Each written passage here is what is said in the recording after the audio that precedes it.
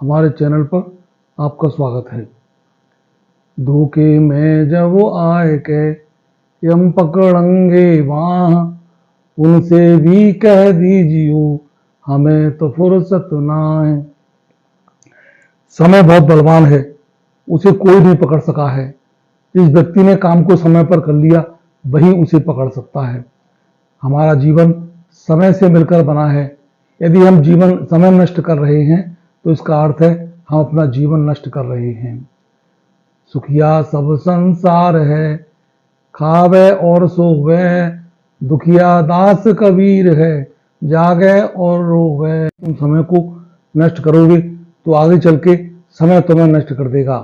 दिन और रात दोनों होते हैं, इनका हमें सदुपयोग करना चाहिए, लेकिन आज इसका उल्टा होता है। रात बिताई सोए के, दिवस बिताओ खाए, मानस जन्म दुलंब है, कौड़ी बदले जाए। रहे मन चुप है बैठिए, देख दिनन को फेर, जब नी के दिन आए हैं, बने न लागे देर।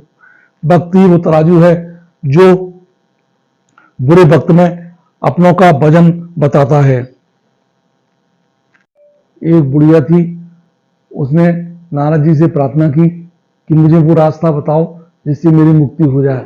नारद जी ने कहा कि जो भी काम करे वो भगवान के प्रति अर्पित कर दिया कर। बुढ़िया की बात समझ में आई और उसने जो भी काम सुबह से शाम तक किया उसे भगवान को अर्पित करने का निश्चय किया। अगले दिन जब वो सोकर उठी तो उसने सारे घर में अपनी झाड़ू लगाई, सफाई की और जो कूड़ा इकट्ठा हुआ उसको उसने भगवान को समर्पित कर दिया। ओम भगवान समर्पयामि। कूड़ा जाकर भगवान के ऊपर गिरा। इसी तरह बर्तन उसने साफ किए, झाड़ू पोछा लगाया और जो भी गंदगी इकट्ठी हुई उसको इकट्ठा करके उसने भगवान को समर्पित करके कहा भगवान समर्पयामि। भगवान के ऊपर जाकर के वो गंदा पानी भी गिरा। भगवान के पास नारद जी बैठे थे। नारद जी से भगवान ने कहा कि क्या हो रहा है। भगवान नारद जी बोले कि कल मैं एक बुढ़िया से कह के आया हूँ, शायद वही अपना सब कुछ आपको समर्पित कर रही है, उसने मेरी बात को ठीक प्रकार से समझा नहीं। नारद जी वहां से आए और आकर बुढ़िया से पूछा कि तूने ये क्या किया, और उस बुढ़िया के गाल पर चपत लगाया। बुढ़िया ने कहा ओम भगवान समर्पयामि और वो चपत भी भगवान के जाके लग गया।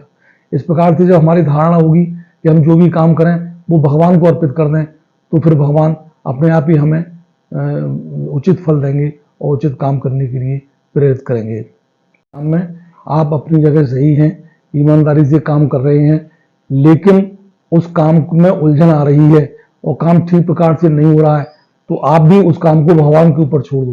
भगवान जैसा उचित होगा वैसा करेंगे, क्योंकि भगवान की लीला में किसी को दंड देना है, किसी को पुरस्कार देना है, तो इसलिए वो उस बात के निर्णय को नहीं होने दे पा रहे हैं। एक बार भगवान शेष सैया पर लेटे हुए थे और एकदम उठ कर एकदम भड़क जाते थे। तो उन्होंने लक्ष्मी जी ने कहा कि प्रभु आप शांति से आराम क्यों नहीं करते, आप बार बार क्यों भड़क रहे हैं। भगवान ने कहा कोई व्यक्ति मेरे भक्त को लड़ रहा है, उसे बुरा भला कह रहा है। जब वो मेरा भक्त चुप हो जाता है तब मुझे गुस्सा आती है और मैं भड़क जाता हूँ, और जब भक्त उसे उल्टा सीधा जवाब देने लगता है तो मैं शांत होकर बैठ जाता हूँ। इस बात का, एक कहानी का आशय ये है कि जब आप उस काम को भगवान के ऊपर छोड़ते हैं तो भगवान उससे अच्छी तरह निपटते हैं, और जब आप उसी तरह से कहना शुरू कर देते हैं तो भगवान शांत हो जाते हैं। इसलिए आप अपने अच्छे बुरे जो भी आपके शत्रु हैं या जो भी कोई आपको परेशान कर रहे हैं, आप भगवान के ऊपर छोड़िए और उसे सहन कीजिए, और उसके बाद देखिए भगवान उससे किस तरीके से निपटते हैं। एक पंडित जी थे, उनके एक पुत्र हुआ। उन्होंने अपने पुत्र का नाम रखा ठनठन पाल। उनकी पत्नी ने कहा कि आप अपने पुत्र का नाम ठनठन पाल रखते हो, जबकि और दूसरों के बच्चों के नाम राधा कृष्ण, राधे गोविंद, इस तरह के अच्छे अच्छे नाम रखते हो। तो पंडित जी ने कहा कि देखो, नाम रखने से कुछ नहीं होता है, संसार में अच्छे कर्म करने से आदमी महान बनता है। पंडितानी बोले नहीं, मैं आपकी बात को नहीं मान सकती। पंडित जी बोले चलो मैं तुम्हें चलकर दिखाता हूँ। रास्ते में चले, एक लड़की जो है वो गोबर के कंडे जो जानवर कर देते हैं गोबर, उनको सूखने के बाद बटोर रही थी। उससे पंडित जी ने पूछा तुम्हारा क्या नाम है। उसने कहा मेरा नाम लक्ष्मी है। तो पंडित जी ने अपनी पत्नी से कहा, देखो नाम इसका लक्ष्मी है और ये कंडे बीन रही है। उसके बाद वो आगे चले। आगे जाने पर एक किसान खेत जोत रहा था। पंडित जी ने उससे नाम पूछा, तुम्हारा क्या नाम है? उसने कहा, महिपाल। महिपाल का मतलब होता है पृथ्वी का पालन करने वाला।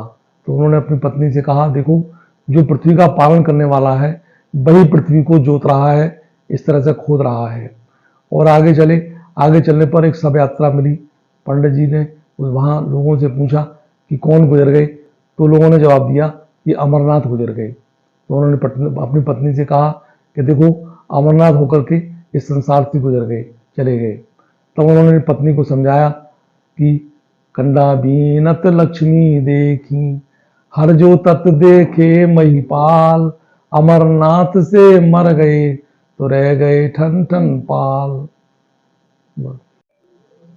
सुबह काम पर ही होती है और काम पर शाम है, मुल्क उठाना है ऊंचा तो फिर आराम हराम है।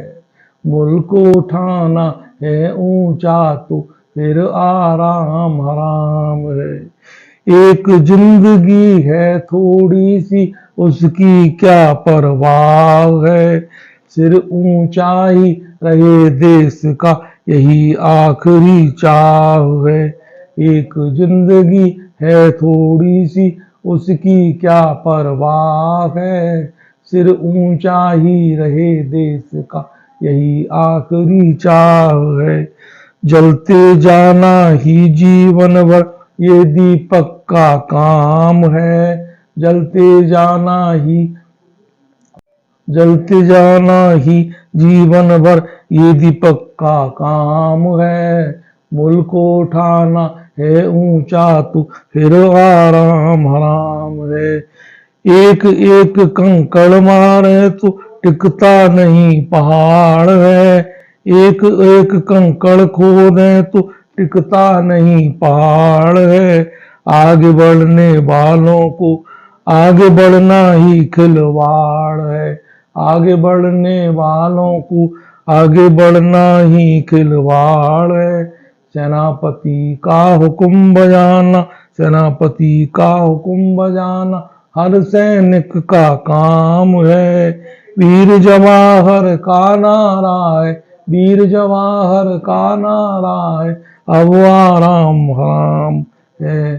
सुबह काम पर ही होती है और काम पर शाम है, मुल्क उठाना है ऊंचा तो फिर आराम हराम है।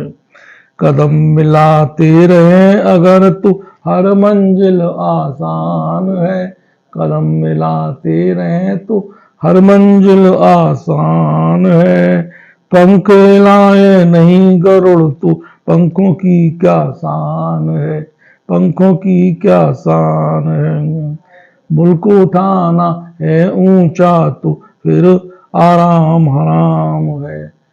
ये जीवन सेवा के लिए बना है और आजकल लोग चमचागिरी करके अपने आप को बड़ा धन्य समझते हैं।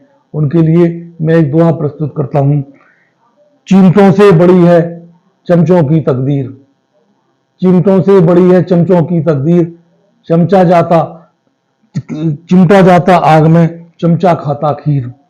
चिमटों से बड़ी है चमचों की तकदीर, चिमटा जाता आग में, चमचा खाता खीर। धन्यवाद। आपसे अनुरोध है कि आप हमारे चैनल को लाइक करें, सब्सक्राइब करें, शेयर करें और कमेंट्स करें। यही आपकी हमारे ज्ञान यज्ञ में आहुति होगी। जय हिंद।